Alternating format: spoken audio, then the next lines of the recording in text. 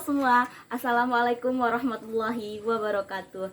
Alhamdulillahirabbil alamin, wassalatu wassalamu ala asrofil anbiya wal mursalin sayyidina Muhammadin wa ala alihi wa ashabihi rasulillahi ajmain, amma ba'du. Saya Anissa Mustofiah Soleha Siregar dengan NIM dan mata kuliah dan dosen yang akan memenuhi tugas video ini. Kita akan membahas tentang bagaimana cara kita menjaga lingkungan dengan membuang sampah ke tempatnya.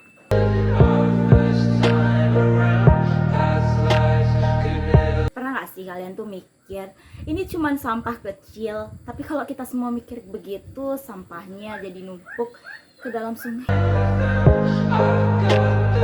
Fakta tentang sampah di Indonesia. Indonesia adalah negara dengan urutan kelima di dunia dengan produksi sampah sebanyak 65,2 ton per tahun. Padahal kita tahu bahwa sampah plastik itu akan terurai dalam jangka waktu 100 sampai 500 tahun. Indonesia menghasilkan sampah makanan sebanyak 27.000 triliun per tahun. Timbunan sampah di Indonesia mencapai 18,30 ton per tahun. Ini dari mana? Ini dari kita masyarakat Indonesia yang membuang sampah sembarangan.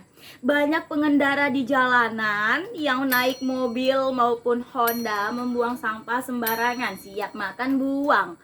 Itu adalah perkara yang sederhana yang membuat lingkungan kita banyak kerusakan. Kerusakan inilah yang diakibatkan oleh penumpukan sampah. Sederhana bukan?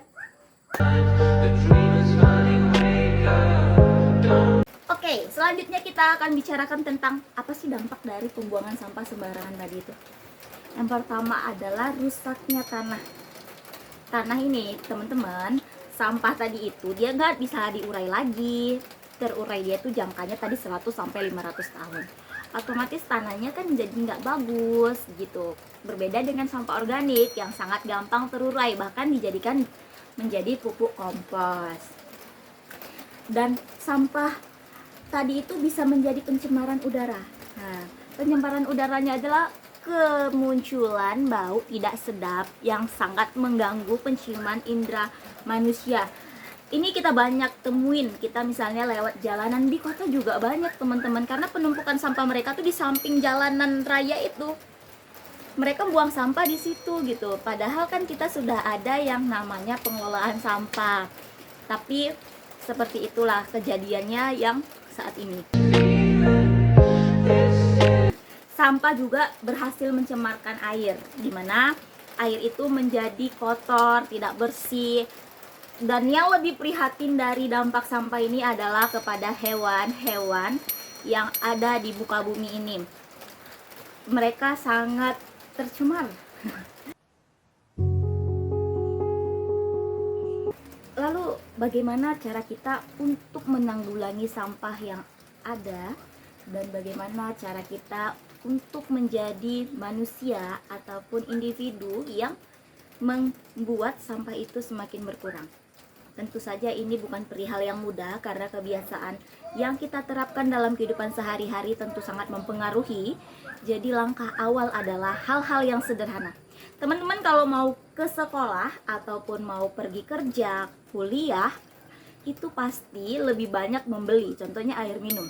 Air minum teman-teman bisa pakai botol minum yang tidak sekali pakai, tetapi bisa dipakai berulang-ulang.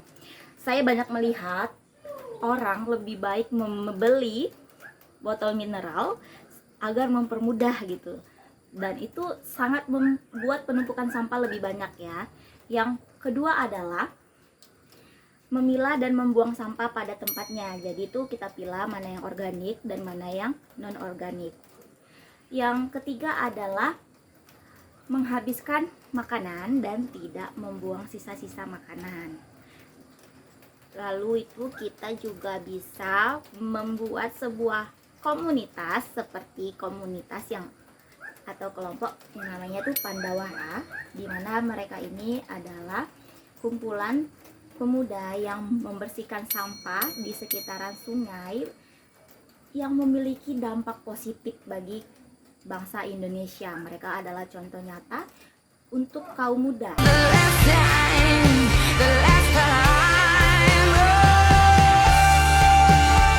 Dengan memperhatikan lingkungan, dengan membuang sampah pada tempatnya.